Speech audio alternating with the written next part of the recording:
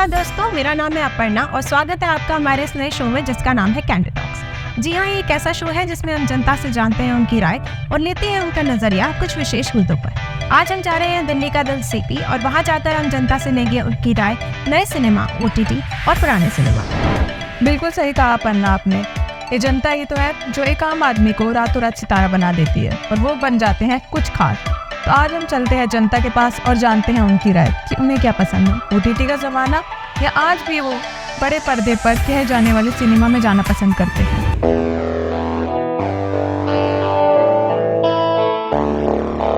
दिल्ली है मेरे यार, बस इश्क मोहब्बत प्यार, बस्ती है मस्तानों की दिल्ली, दिल्ली गली है दीवानों की दिल्ली, बस्ती है मस्तानों की दिल्ली, दिल्ली गली है दीवानों की दिल्ली। सर, आपका क्या मानना है कि 90s के सिनेमा वर्सेस न्यू सिनेमा में कौन सा सबसे ज़्यादा बेटर है? देखिए, जहाँ तक हम लोगों ने ऑब्ज़र्व किया एज ए कॉमन पब्लिक, हम ये सोचते हैं कि डिफरेंसेस तो आया है। अभी के जो सिनेमाज हैं थोड़ा फास्ट हैं, पहले एक स्थिरता थी, उसके ओरिजिनल कंटेंट्स होते थे, फैमिली मूवी होती थी। अब शायद सारे मूवीज़ को फैमिलीज़ के साथ देखना संभव नहीं है। और let me tell you one thing कि ये अप्स एंड डाउन्स चलता रहता है। कंटेंट्स आज भी हैं, ऐसा नहीं है, लेकिन ये जो अप्स एंड डाउन्स हैं मेरे ख्याल से समय के साथ ये चलता ही रहेगा। और कुछ अच्छे टॉपिक्स पे मूवीज़ बन रही हैं। कई सारे ऐसे हमारे हीरोज़ हैं, एक्टर्स हैं जो अच्छे अच्छे टॉपिक्स पे आज भी मूवीज़ बना रहे हैं, जिसको लोग सराह रहे हैं, देख रहे हैं। हाँ, इसमें एक बड़ा डिफरेंस ये आया है कि इसमें साउथ इंडिया के जो भी डायरेक्टर्स हैं, एक्टर्स हैं, उनका कंट्रीब्यूशन काफ़ी बढ़ा है और उन्होंने इस सिनेमा इंडस्ट्री में काफ़ी कुछ कंट्रीब्यूट किया, इंडिया को अंतर्राष्ट्रीय पहचान दिलाई, सम्मान दिलाया, अवार्ड्स जीते। इन सारी चीज़ों की वजह से मैं ऐसा कह सकता हूँ कि अब बॉलीवुड साउथ इंडिया सिनेमा से बहुत कुछ सीख सकता है। कुछ नई चीज़ों को और लाने की आवश्यकता है जिससे इंडस्ट्री को और बूस्टअप मिले। 19 ਦਾ ਸਿਨੇਮਾ ਜਿਹੜਾ ਮੈਂ ਜ਼ਿਆਦਾ ਪ੍ਰੈਫਰ ਕਰਦਾ ਦੇਖਣ ਲਈ, ਕਿਉਂਕਿ ਉਹਦਾ ਸਾਡੀ ਲਾਈਫ ਦੇ ਨਾਲ ਰਿਲੇਟ ਹੁੰਦਾ ਸੀਗਾ ਤੇ ਉਹਦੇ 'ਚ ਸਾਡਾ ਸੱਭਿਆਚਾਰ दिखाया ਜਾਂਦਾ ਸੀ। देखो, अब कुछ चीज़ें तो 90s की अच्छी हैं और कुछ चीज़ें जो है ना अभी जो करंट में चल रही है वो अच्छी हैं। लेकिन जो पहले जो 90s में फिल्म बनती थी वो बनती थी सोशल कॉज पे फिल्म बनती थी। लेकिन आज की फिल्म में सर कमर्शलाइज हो गया है। आज की चीज़ के अंदर हर चीज़ के अंदर कमर्शलाइज दिखाता है कि भाई मुझे दो पैसे कैसे बचेंगे। लेकिन जनता की बात को, जनता को जो सोशल जो इवेंट्स होते हैं, सोशल जो इवेंट्स होती हैं, उसके ऊपर फिल्में नहीं बन रही, उसके बाद बननी चाहिए। अभी जो करंट में जो फिल्म जवान फिल्म मूवी आई है वो वाकई में मैंने कम से कम 5 बार मूवी देखी है। इस तरह की मूवी अगर बनेंगी तो फिर हम कह सकते हैं कि ये जो ना अभी करंट सिनेरियो है ये अच्छा है। लेकिन अगर दोनों में कंपेयर की जाए तो 90s का बहुत अच्छा था कि 90s के अंदर जो सामाजिक बुराइयां होती थी, जो देश के लिए अच्छी चीज़ होती है, उनके फिल्म बनते थे। मेरे हिसाब से 90s के सिनेमा भी अच्छा था and today cinema is also good, but it depends on the public if the public enjoys it and if there is an entertainment factor plus a message, तो इट डिपेंड्स। वो 90s की movie हो या present की, दोनों ही अच्छी हैं।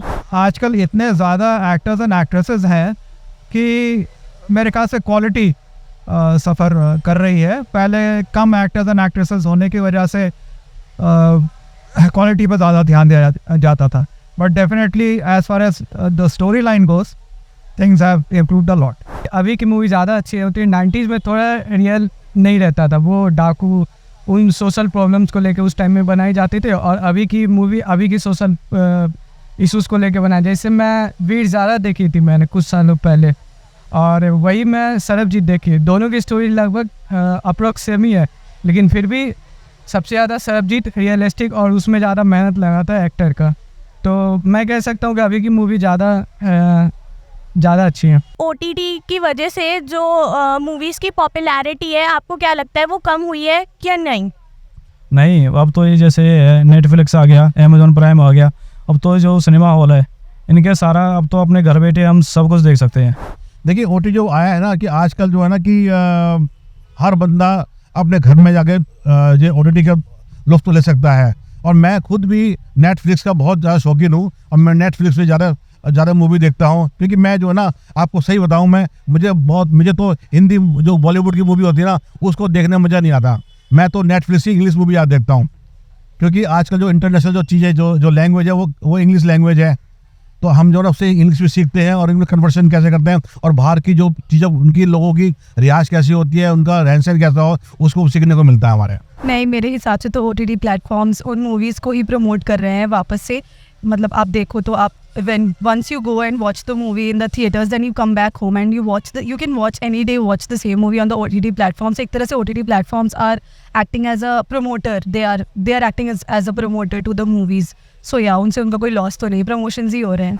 हाँ, कह सकते हैं कि क्योंकि कुछ स्ट्रगलिंग एक्टर्स थे, उनको मौका दिया OTT प्लेटफॉर्म में, वही बॉलीवुड थी या फिर साउथ इंडियन में तो बहुत ज़्यादा स्ट्रगल लग रहा था, तो उन्होंने बहुत हद तक टेक ओवर कर रखा है। अब मेरे ख्याल से ये आम लोगों तक उनकी रीच और ज़्यादा बढ़ रही है, बहुत लोग जो फ्रीक्वेंटली सिनेमा हॉल्स में नहीं जा पाते थे, अब OTT प्लेटफॉर्म्स के माध्यम से, सोशल मीडिया के माध्यम से मूवीज़ को देख रहे हैं और एक काफ़ी इजी रीच हो गया है लोगों को मूवीज़ तक। मूवीज़ के थ्रू जो मैसेज दिया जा रहा है वो लोगों तक काफ़ी आसानी से पहुंच रहा है। जो साउथ की जो मूवीज़ आजकल चल रही हैं वो ज़्यादा ट्रेंडिंग में आ रही हैं, तो आपको क्या लगता है साउथ वालों ने बॉलीवुड वालों को टेक ओवर कर लिया है? टेक ओवर तो नहीं कह सकते, बिकॉज अभी भी बहुत अच्छी मूवीज़ आई है, गद्दर से लेके Pathaan and all, they are also very good. So ऐसे कंपैरिजन तो नहीं करनी चाहिए, वो अपने कल्चर में सही है, हम अपने कल्चर में सही है। मैं तकरीबन साउथ की फिल्मों को बहुत लाइक करता हूँ और बहुत उन्होंने पीछे ही छोड़ा है। आज देखिए हम हिंदी सिनेमा उनका डब आती है, भाई साउथ की मूवी तो डब हो जाती है ना, हम हिंदी बोलते हैं, हमें हो सकता में वहाँ की भाषा नहीं आती हो, लेकिन जब वो डब होती है तो तकरीबन सभी देखते हैं। और वहाँ के जो जहाँ की वो मद्रास की बने, चाहे चेन्नई की बने, चाहे कहीं की बने, तो बहुत अच्छी मूवी बनाते हैं और उनमें एक साफ़ सुथरा संदेश भी देते हैं। बिल्कुल किया है। उनका जो होती है ना मूवी बनाने का तरीका बॉलीवुड से बहुत अलग है, बहुत ज़्यादा अलग है, क्योंकि उनकी स्टोरीज भी बहुत ही ज़्यादा अलग होती है और ऐसा लगता है क्रॉसिटी होती है, हाँ भी देखो।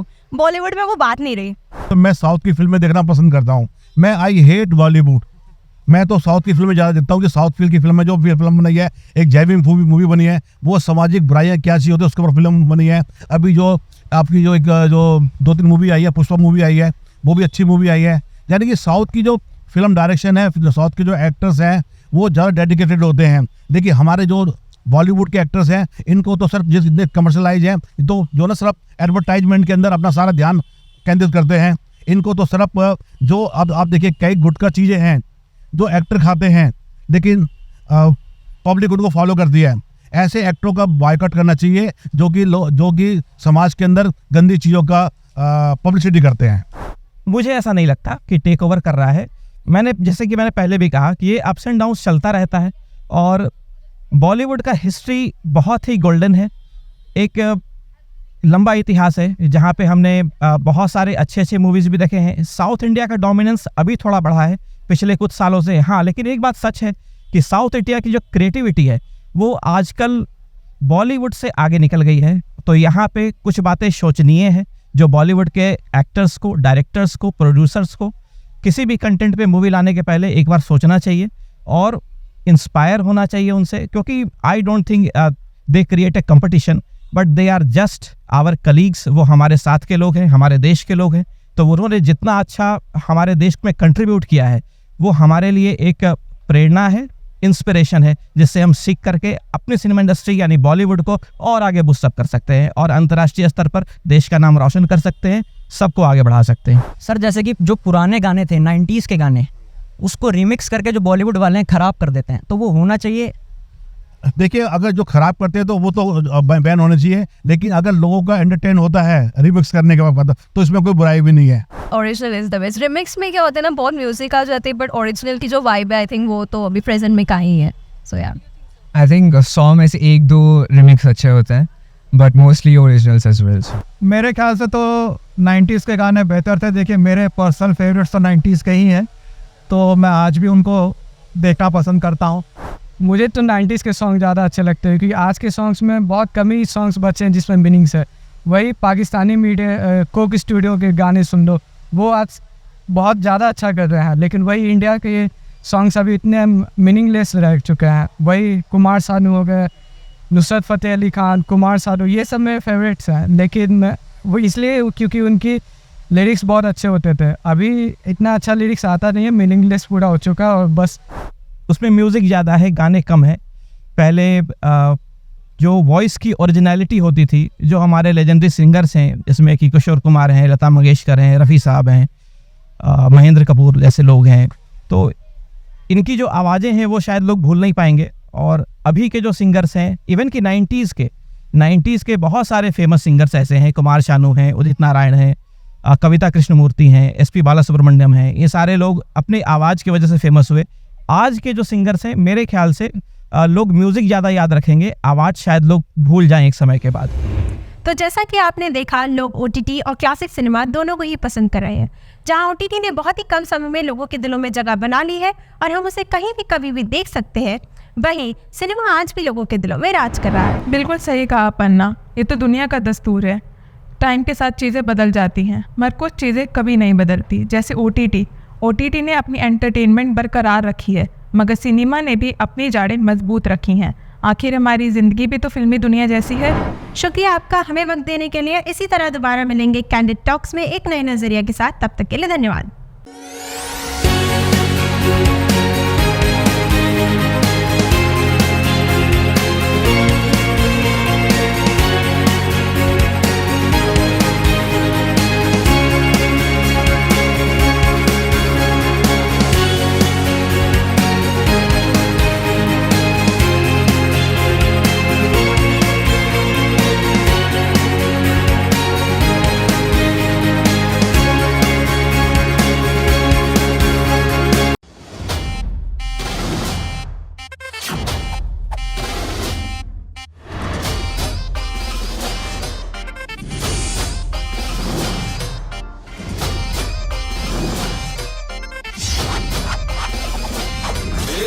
हजारे छोकरे भेजा ना ठोकरे और लाए अपन। पंगा नहीं करना, दंगा नहीं करना, कर दूंगा मैं वरना। तेरी टाई टाई फिस, तेरी टाई टाई फिस, तेरी टाई टाई फिस, तेरी टाई टाई फिस, अभिस अभिस फिस फिस।